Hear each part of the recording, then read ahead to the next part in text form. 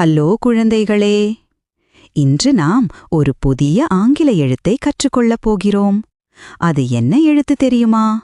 அது சி எழுத்து. சி எழுத்து 2 விதமாக ஒலி செய்யும். சில வார்த்தைகளில் கு போலவும் சில வார்த்தைகளில் ச போலவும் ஒலி செய்யும். இப்போது சில எளிய வார்த்தைகளை பார்க்கலாம். C for cat. காட் என்றால் பூனை. பூனை ஒரு அழகான செல்லப்பிராணி.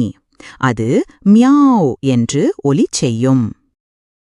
C for car. கார் என்றால் car.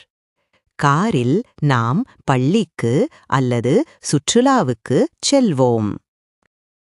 C for cup. Cup என்றால் கோப்பை. கோப்பையில் பால் அல்லது ஜூஸ் குடிப்போம். C for cake. கேக் என்றால் கேக். பிறந்த நாளில் நாம் கேக் வெட்டி கொண்டாடுவோம். C for gov.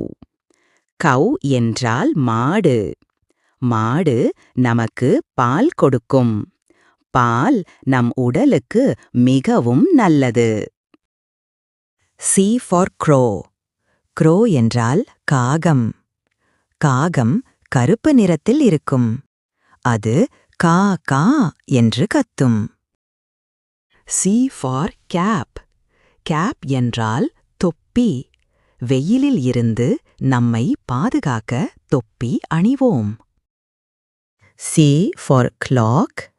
கிளாக் என்றால் கடிகாரம். கடிகாரம் நமக்கு நேரத்தை காட்டும். C for graph. கிராப் என்றால் நண்டு. நண்டு கடற்கரையில் நடக்கும். அது பக்கமாக நகரும். C for candle. கேண்டில் என்றால் மெழுகுவர்த்தி. இருட்டில் வெளிச்சம் தரும். C for camera. கேமரா என்றால் கேமரா.